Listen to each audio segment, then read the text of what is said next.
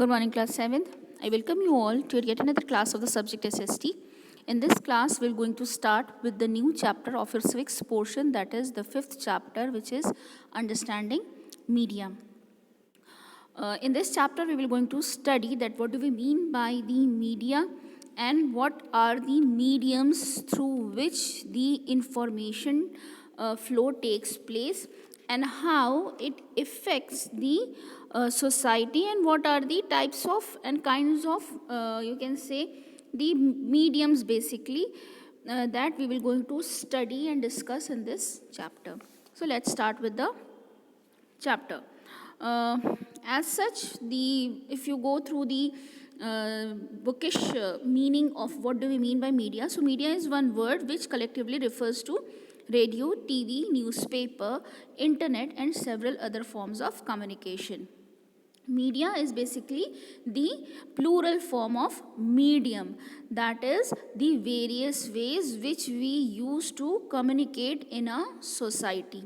किसी भी democratic country के लिए लाइक इंडिया मास मीडिया जो होती है, मास मीडिया बेसिकली एक ऐसी मीडिया है जिसमें जो आपकी इंफॉर्मेशन है it has to be conveyed to larger number of people. मतलब यहाँ पर 1-to-1 इंटरेक्शन नहीं हो रहा है, 1-to-1 फ्लो ऑफ इंफॉर्मेशन नहीं है, rather it is the information which is being flowed to the people of the whole nation basically. तो इंडिया जैसी जो डेमोक्रेटिक कंट्रीज़ हैं वहाँ पर जो मास कम्युनिकेशन है वो बहुत इम्पॉर्टेंट रोल प्ले करती है to create the awareness among the people about the national policies and the programmes. In media in a democratic form of government बहुत ही एसेंशियल होती है, क्योंकि ऐसी जो गवर्नमेंट जो ऐसी कंट्रीज़ होती हैं दोज आर डेमोक्रेटिक, तो उनके जो अडल्ट सिटीजन्स होते हैं उनको राइट्स मिली होती है to vote and choose their representative. इसलिए वो जो रूलिंग पार्टी है और जो ऑपोजिशन की पार्टी है उन दोनों की ही वर्किंग को एनालाइज करना जो भी अडल्ट सिटीज़न है उसका ये ड्यूटी है कि वो अपने जो रूलिंग पार्टी है और जो ऑपोजिशन में पार्टी है दोनों की ही वर्किंग को एनालाइज करें और देखे कि in next election whether he is ready to go with the same government or he wants to elect someone else to govern the country. देखो जाहिर सी बात है इन डेमोक्रेसी जो पब्लिक ओपिनियन होता है वही गवर्नमेंट फॉर्म करता है, और ये जो पब्लिक ओपिनियन होता है द बेसिक थिंग इज़ कि ये पब्लिक ओपिनियन कैसे फॉर्म हो रहा है. तो ये पब्लिक ओपिनियन जो फॉर्म होता है वो फॉर्म होता है आपके मीडिया के थ्रू. जो मीडिया है whether it is television, whether it is radio, newspaper, magazines, radio, many and similar things. तो ये सारी की सारी जो न्यूज़ आपको केटर करती हैं, जो ये न्यूज़ आपको प्रोवाइड करती हैं, और जब हम वो न्यूज़ सुनते हैं या देखते हैं या पढ़ते हैं तो उससे हमारा जो आइडिया होता है वो जनरेट होता है और हम अपनी प्रेजेंट गवर्नमेंट के लूप होल्स या उसके सक्सेस को भी हम एनालाइज कर पाते हैं. और अगर हमें लगता है कि हमारी प्रेजेंट गवर्नमेंट कैपेबल नहीं होगी तो हम अपने फॉर्म्ड व्यूज़ के थ्रू जो मीडिया ने फॉर्म किया हम उसके थ्रू हम किसी और को भी इलेक्ट करते हैं. तो इसलिए क्योंकि media is forming the view point of the citizen of any democratic country. So in this condition जो मीडिया का सिचुएशन है, जो मीडिया का रोल प्ले है वो बहुत ही क्रिटिकल होता है, और इसलिए मीडिया को एक अनबाइस्ड मीडिया होना बहुत ज़रूरी है. वो किसी भी पॉलिटिकल पार्टी के प्रेशर में आकर के पॉलिटिकल पार्टीज़ की तरफ किसी भी पॉलिटिकल पार्टी की तरफ वो बायस्ड ना हो, उसकी तरफ झुकी हुई ना हो. तो इसलिए जो मीडिया का प्ले होता है वो बहुत ही ज़्यादा इम्पॉर्टेंट है. अगर वो बैलेंस्ड है तो एक बैलेंस्ड न्यूज़ आपको प्रोवाइड करेगी, और एक अच्छे मीडिया का, एक अच्छे मीडियम ऑफ कन्वेइंग का ये सबसे बड़ा कैरेक्टरिस्टिक्स होता है कि वो खुद किसी भी तरह के रिज़ल्ट को ड्रॉ करके नहीं देता है.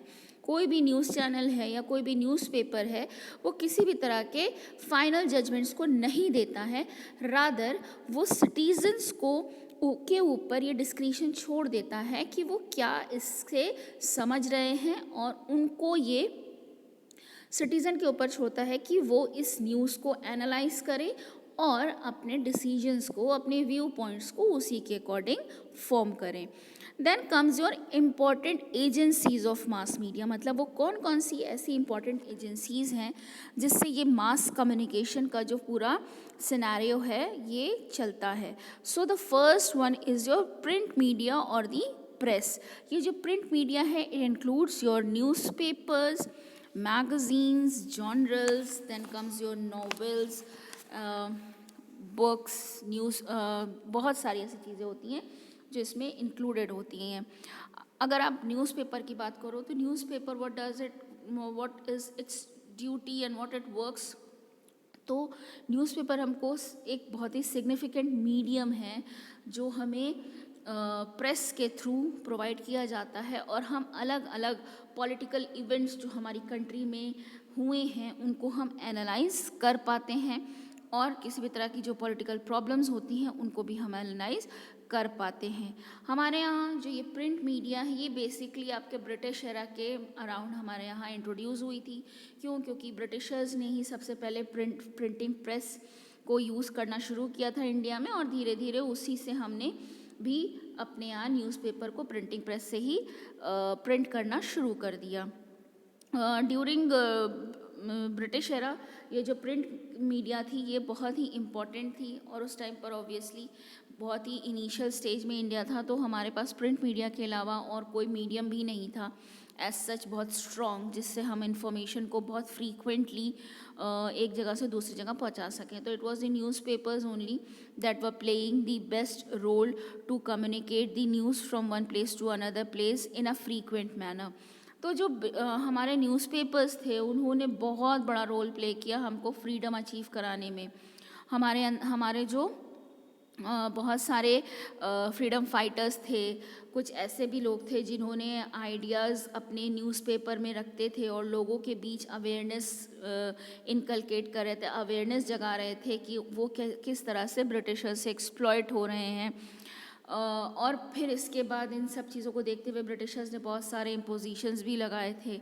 बट इंडिपेंडेंस के बाद जब हमारा कॉन्स्टिट्यूशन फ्रेम हुआ तो हमें बहुत सारी प्रेस के थ्रू हमें बहुत सारे प्रेस के लॉज मिले जिसमें हमको बहुत सारी फ्रीडम्स दी गई, like freedom to express our views without any you can say आप जब तक किसी की भी इमेज को हैम्पर नहीं कर रहे हो तब तक आप प्रिंट मीडिया में कुछ भी लिख सकते हो, अपने व्यूज़ को जता सकते हो, हाँ, बट वो किसी के लिए ऑफेंसिव नहीं होना चाहिए। यहाँ पर जो इंटेलेक्चुअल्स हैं हमारी सोसाइटी में वो अपने व्यू पॉइंट्स रखते हैं, उनके इंटेलेक्चुअल्स हैं उनके व्यू पॉइंट्स को हम एनालाइज करते हैं और उससे हम अपने व्यू पॉइंट्स को फॉर्म करते हैं। Then comes your electronic media. Electronic media basically comprises of your television, radio, cinema etcetera. Electronic media again ये भी it's a mass communication medium of mass communication and it is an important medium because it plays role in a country like India जहाँ पर literacy rate बहुत लो है, मतलब कि जो दिख रहा है, जो अट्रैक्टिव है वही लोगों को अट्रैक्ट करेगा। तो इसलिए जो हमारा इलेक्ट्रॉनिक मीडिया है वो बड़ा ही इम्प्रेसिव माना जाता है। क्यों? क्योंकि हमारे यहाँ मैक्सिमम लोग इलिटरेट है, वो न्यूज़पेपर नहीं पढ़ सकते, रादर वो उस चीज़ की तरफ, ऐसी चीज़ की तरफ, ऐसे मीडियम की तरफ ज़्यादा अट्रैक्ट होंगे जो बिना उनसे कोई मेहनत लिए उन तक इन्फॉर्मेशन को फ्लो कर दें। तो इस तरह का जो मीडियम है वो है आपका इलेक्ट्रॉनिक मीडिया। इलेक्ट्रॉनिक मीडिया में सबसे जो चीपेस्ट वे है इट इज़ योर रेडियो, और बहुत ही इफ़ेक्टिव है रेडियो, बहुत ही it's the most cheapest way. क्योंकि आज तो हर किसी के पास में मोबाइल है, and your mobile everyone is having the access to radio. और अगर हमें कोई भी न्यूज़ को फ़ौरन ग्रास्प करना है, किसी नए डेवलपमेंट को देखना है, तो हम रेडियो स्टेशंस को ट्यून इन कर सकते हैं। देन कम्स योर टेलीविज़न या TV it is having a greater impact than compare to radio. क्यों? क्योंकि उसमें आपको लोग जो है वो मोशन में दिखाई दे रहे हैं, साउंड है, और आपके उसमें बहुत सारे साउंड इफ़ेक्ट्स हैं और बहुत सारे अदर मीन्स के थ्रू उसमें इंफॉर्मेशन को फ्लो की जा रही है, जो कि एक अट्रैक्टिव, यू कैन से कि बहुत अट्रैक्टिव लगती है, और इस वजह से ये बहुत ज़्यादा पॉपुलर है. पहले इसको लग्जरी समझा जाता था, बट स्लोली एंड ग्रेजुअली आज हमारे लिए जो हमारा टेलीविज़न है वो एक हमारे लिए नेसेसिटी बन चुका है. Then comes your cinema hall. Cinema hall basically आपके रिक्रिएशन के मोड्स हैं. They are the means of the recreation. यहाँ पर जो पिक्चर्स है वो मोशंस में चलती हैं एंड पीपल हैव दी, और यहाँ पर जो मोशन पिक्चर्स होती हैं वो सोशल इश्यूज़ को अराइज करती हैं और लोगों के अंदर अगेन सोशल अवेयरनेस जनरेट करती हैं. To this we come to an end of today's class. For rest of the period we will going to meet up in our next class. Till then, take care. Have a great day ahead.